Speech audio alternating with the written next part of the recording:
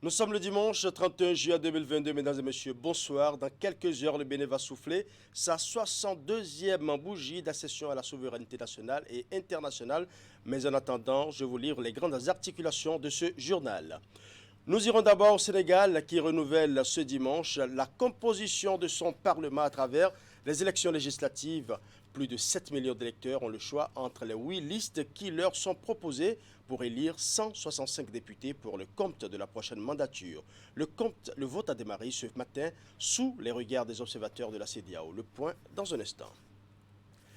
Au Bénin, à quelques heures seulement de la célébration de la fête de l'indépendance, le président Patrice Talon inaugure 3 différents monuments dans la ville de Cotonou. Entre autres monuments dévoilés ce samedi, la majestueuse statue du prince Ouassangari Bioguera, l'une des figures emblématiques de la résistance contre la colonisation française. Les détails dans un instant. Nous parlerons également éducation dans ce journal avec la collection fraîche qui refait peau neuve pour se rendre plus utile aussi bien pour les enseignants que pour les apprenants. Pour cette rentrée scolaire 2022-2023 qui s'annonce, les responsables ont actualisé le contenu des documents Label Info et Biobac. Les documents actualisés ont été rendus publics ce week-end à Cotonou. Voilà pour les titres, mesdames et messieurs, à nouveau, bonsoir. Le peuple sénégalais était aux urnes ce dimanche 31 juillet 2022 pour renouveler son Assemblée nationale. Plus de 7 millions d'électeurs ont le choix entre 8 listes qui leur sont proposées pour élire 165 députés pour le compte de la prochaine mandature. Le vote a démarré ce matin sous les regards des observateurs de la CEDEAO. À la tête d'une délégation, le chef de mission, ancien Premier ministre du Burkina Faso, a sillonné quelques bureaux de vote à Dakar pour constater les conditions d'ouverture et du déroulement de ces élections législatives. Les détails avec Idrissou Boukari. Pour la 14e fois depuis son indépendance, le Sénégal tient ses élections législatives ce dimanche 31 juillet 2022 pour renouveler son Assemblée nationale. Plus de 7 millions d'électeurs sont invités à faire cet exercice démocratique dans 15 500 bureaux de vote répartis dans les 54 circonscriptions électorales, dont 46 départements du Sénégal et 8 circonscriptions de la diaspora. En réponse à l'appel, les citoyens sénégalais sont sortis en grand nombre pour accomplir leur devoir civique avec un sentiment de fierté et d'espoir. La prochaine mandature de l'Assemblée nationale est attendue sur plusieurs chantiers. Les défis, c'est plus pour la jeunesse. C'est pour la jeunesse et puis les droits de l'homme en général, la justice, pour que ça se passe mieux encore. Parce que pour les enfants, il faut aussi trouver une bonne politique de développement pour qu'ils puissent avoir du boulot. Oui, je suis très contente d'avoir voté pour mon leader, vraiment. Sinon, nous, on veut du changement, vraiment. On veut du changement, ouais. Les nouveaux députés doivent savoir qu'on les a élus pour défendre le peuple, pour défendre l'intérêt du Sénégal, mais pas pour je suis de tel parti ou de tel parti. Travail. Pas je suis là pour le président ou bien je suis là pour quelqu'un d'autre. On est là pour le pays, on doit travailler pour le pays. Toutes les phases importantes de ce processus électoral ont été suivies par la commission de la CEDEAO qui a déployé ses observateurs au Sénégal pour couvrir les bureaux de vote. Le chef de cette mission, le voici, Kadri Désiré Ouédraogo, ancien Premier ministre du Burkina Faso et ancien président de la commission de la CEDEAO. Appuyé par une équipe technique composée du directeur des affaires politiques et le chef de la division assistance électorale, il a sillonné quelques bureaux de vote de Dakar pour avoir une idée précise du déroulement de ces élections. À l'arrivée, le constat est bien rassurant pour la suite du processus. Nous avons noté que les bureaux ont ouvert à l'heure, le matériel électoral est en place, les électeurs sont disciplinés, calmes et tout se passe vraiment dans la tranquillité et dans la transparence et nous sommes satisfaits de ce que nous avons vu. Nous souhaitons que ces élections soient vraiment crédibles et nous pensons que le Sénégal nous a habitués à des élections crédibles. Nous souhaitons et nous prions que ce soit le cas cette fois-ci. En tout cas, de tous les bureaux que nous avons visités, nous pensons que les opérations se déroulent de façon transparente et de façon correcte. Nous n'avons rien à signaler pour le moment.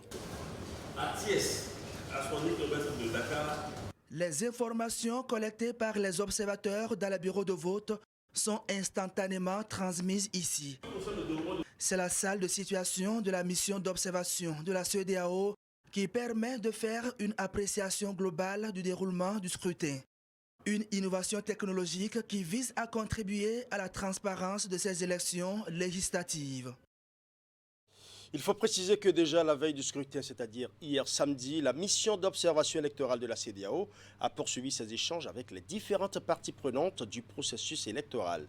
Le chef de la mission et sa délégation ont discuté avec les acteurs de la société civile sénégalaise pour mieux s'imprégner de leurs mécanismes de veille citoyenne en période électorale. Le collectif des organisations de la société civile pour les élections dispose également d'une mission d'observation présente dans les 14 régions du pays pour suivre le déroulement du scrutin ce dimanche. C'est un reportage signé Irissou Boukari. Sur la chaîne de veille citoyenne en matière électorale, elle constitue un maillon important, sinon indispensable. Pour les élections législatives du dimanche au Sénégal, les organisations de la société civile s'activent pour observer les élections aux côtés des missions internationales, comme la CEDEAO qui a elle aussi apporté son soutien au peuple sénégalais à travers le déploiement d'une importante mission d'experts. Le collectif des organisations de la société civile pour les élections a installé sa machine avec pour objectif l'évaluation exhaustive du processus. Le climat préélectoral annonce de belles perspectives. Il y a eu plus de peur que de mal.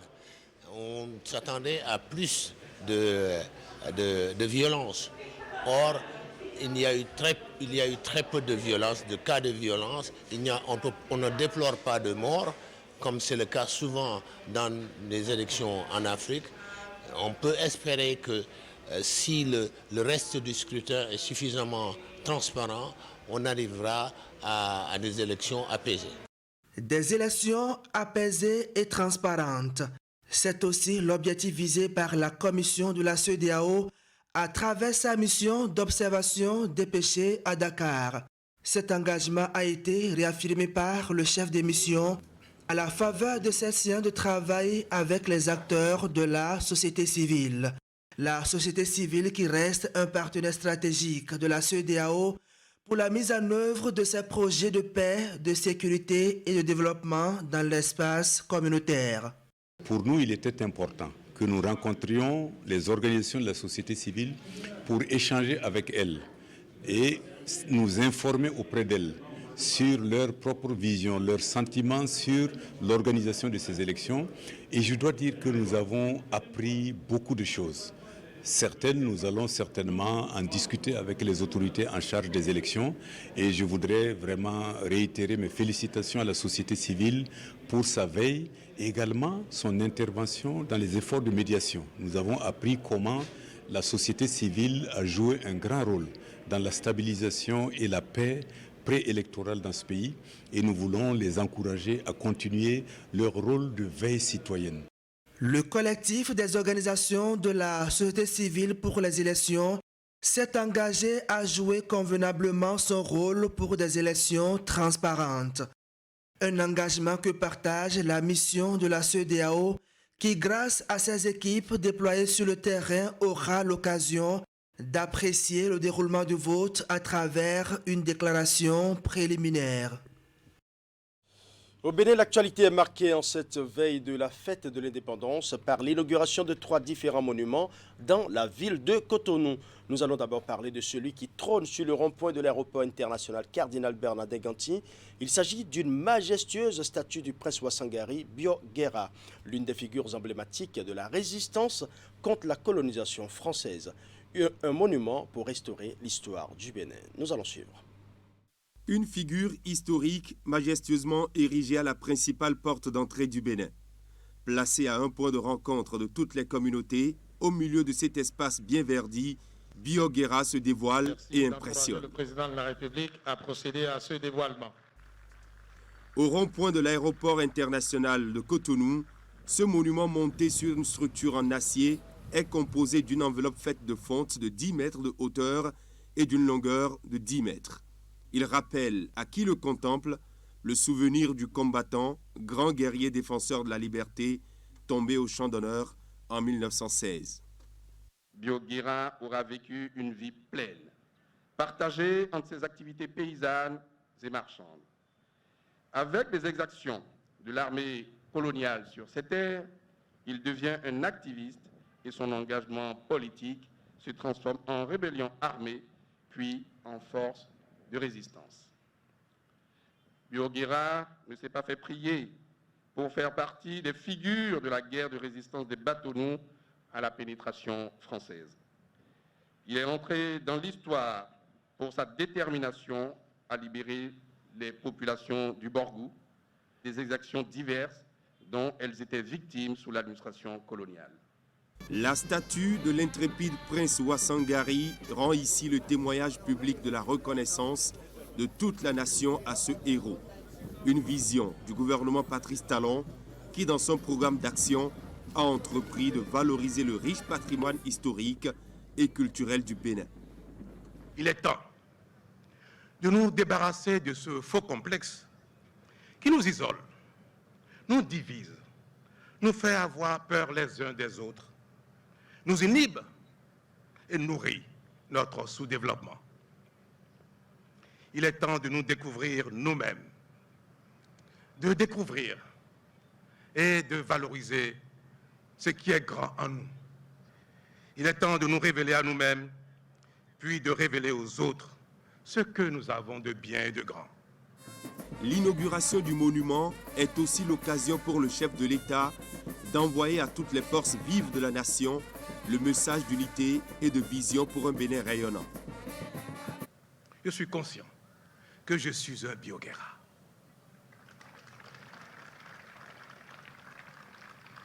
Je suis conscient que chacun de nous est un Bioguéra ou devra l'être pour défendre notre dignité, notre identité, notre histoire et nous protéger les uns les autres, protéger notre nation et œuvrer à son développement. Bioguéra, figure marquante du paysage historique du Bénin, est désormais un symbole dans l'espace public. Touristes comme nationaux, tous sont invités à admirer l'imposant cavalier. Un autre monument également dévoilé ce samedi, la statue de l'Amazone sur l'esplanade qui porte désormais son nom. Accompagné de la première dame, le président Patrice Talon est allé inaugurer officiellement la statue de l'Amazone dédiée à la femme béninoise d'hier, d'aujourd'hui et de demain. L'esplanade des Amazones, quant à elle, offre aux visiteurs une aire de détente et d'activité en plein air. Voici les temps forts de la cérémonie. Monument de l'Amazone.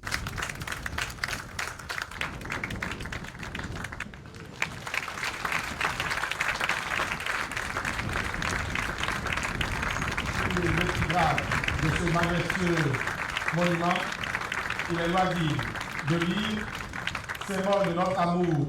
Fabriqué en structure métallique, avec une enveloppe en bronze, le monument de l'Amazone réunit à ses pieds toute la République, à commencer par le chef de l'État, la première dame de la République, les membres du gouvernement, les présidents d'institutions, députés à l'Assemblée nationale, autorités préfectorales et communales.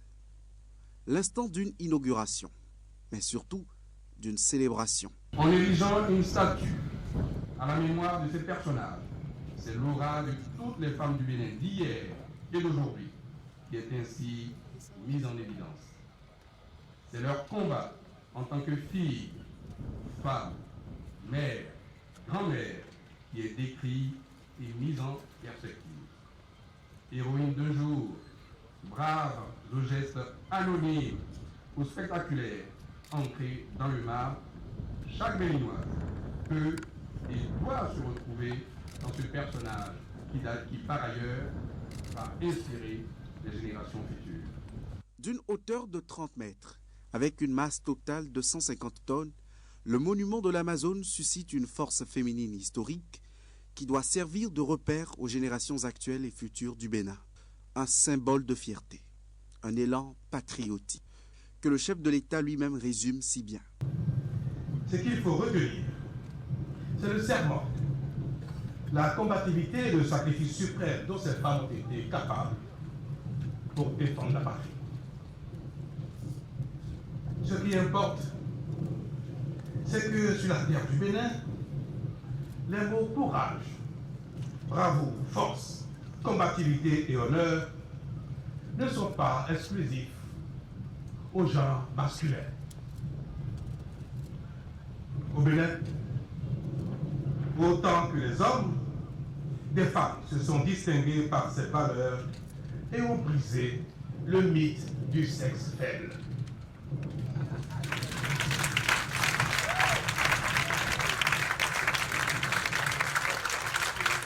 Par leur existence sur la terre du Bénin, elles ont imprégné de ces valeurs toutes les femmes ayant une descendance béninoise.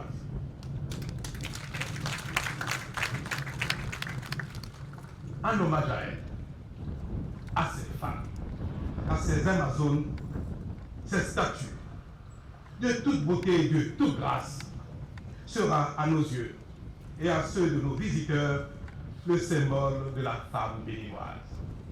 Celle d'hier, celle d'aujourd'hui et celle de demain.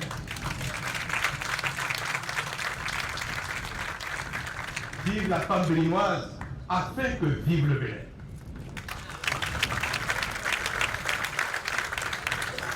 Le monument de l'Amazone est implanté dans une zone qui représente un intérêt touristique avec des aménagements. Une fierté de plus pour le peuple béninois. C'est des femmes qui font que vous existez. Et vraiment, on peut dire qu'il était, à mon avis, indispensable d'avoir une statue comme celle-là. Il y a tous les autres héros, on peut dire, de notre histoire. Mais il y a ce que représente la femme. C'est donc une fierté nationale. Et je crois que pour peu que tout ceci passe à Cotonou, en tant que maire de Cotonou, je me dois de me réjouir et de remercier le chef de l'État pour ces merveilles. Érigée sur l'esplanade des Amazones, la zone offre des possibilités de détente, d'activités plein air pour les résidents et visiteurs. Troisième monument inauguré toujours ce samedi, celui dédié aux fils et aux filles du pays mort pour la patrie. Le président de la République a en effet procédé à l'inauguration du monument aux dévoués, un monument qui remplace désormais le site de Plakodji qui recevait autrefois les hommages de la nation. La cérémonie s'est déroulée dans le jardin de Mathieu, l'ancienne résidence rénovée de l'ancien président Mathieu Kiriko. Clément Tchadé pour les détails.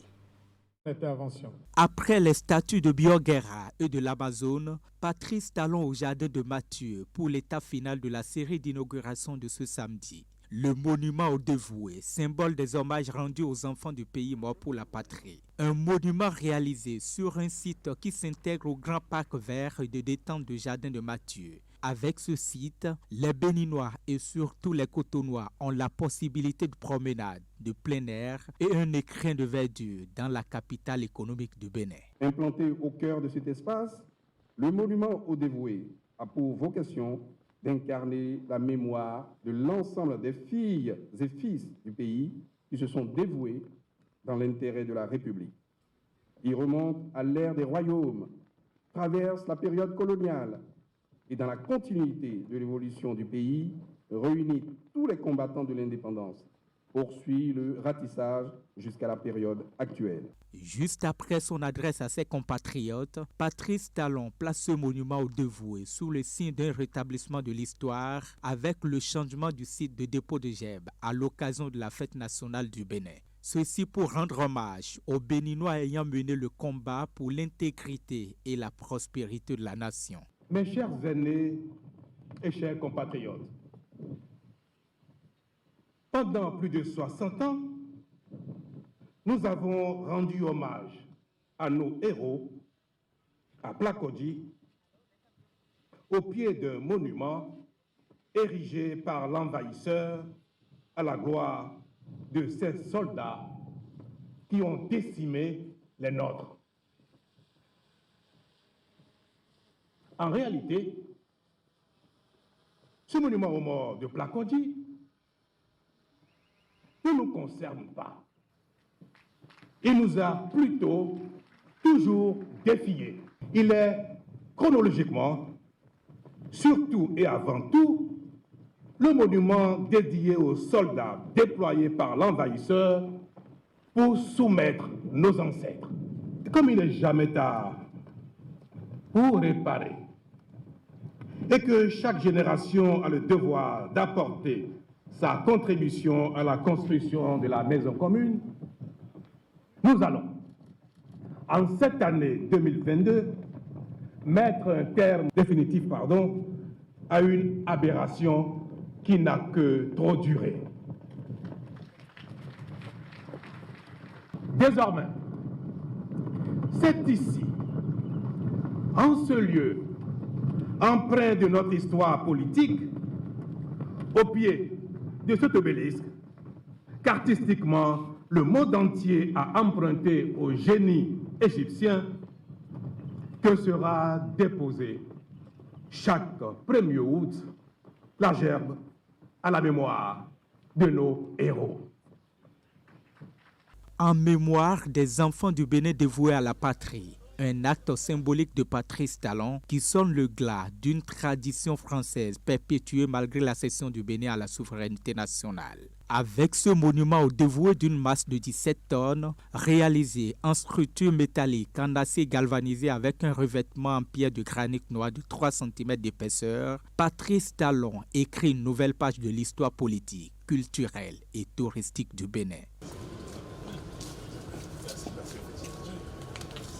Dans un tout autre registre, nous allons à présent faire un tour dans le nord du Bénin avec la Fondation Batonga qui se rapproche désormais des populations du département de l'Atakora.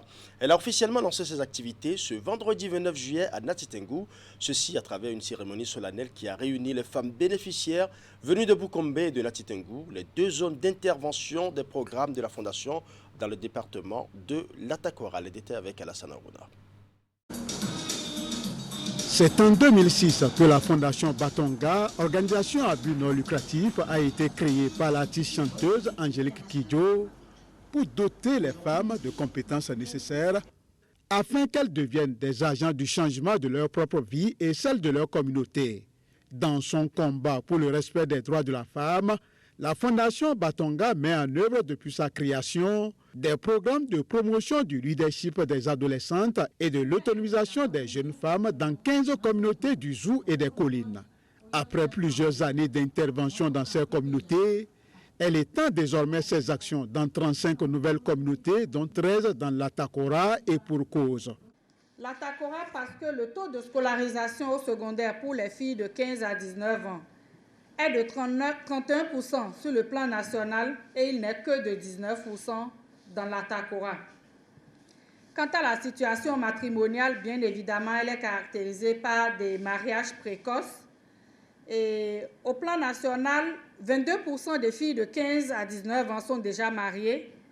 Dans l'Atakora, ce taux est élevé, il est de 35%. Pour amener les participants à mieux connaître et découvrir les actions de la Fondation Batonga, plusieurs communications ont été données au cours de ces assises.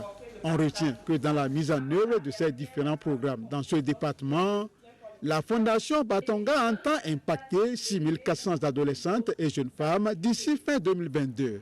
Un challenge salué à juste titre par les partenaires techniques et financiers ainsi que l'autorité communale. Ce n'est pas donné tous les jours de voir une si grande ONG internationale choisir sa commune pour le lancement de ses activités.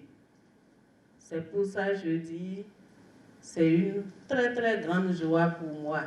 Je vous remercie beaucoup, madame, parce que l'Atakora, il y a vraiment trop de défis. Et votre venue fera une opportunité pour les femmes et les filles de l'Atakora. Transformer le potentiel des adolescentes et jeunes femmes en pouvoir, tel est le leitmotiv de la Fondation Batonga. Une mission qui bénéficie de l'accompagnement de la préfecture de Natitengu. Je voudrais inviter les autres partenaires techniques et financiers ici présents à travailler en collaboration avec la Fondation Batonga afin qu'ensemble, la lutte contre les phénomènes entravant l'éclosion sociale et l'épanouissement économique des couches vulnérables soit plus coordonnée et efficace. Au-delà du lancement officiel de ces activités dans l'Atakora, la Fondation Batonga a voulu par la même occasion célébrer en différé avec les femmes du département la Journée internationale de la femme, édition 2022. Ainsi se referme ce journal que je vous remercie d'avoir suivi. Tout le plaisir était pour moi de rester en votre compagnie. Bonne fête de l'indépendance par anticipation à toutes et à tous.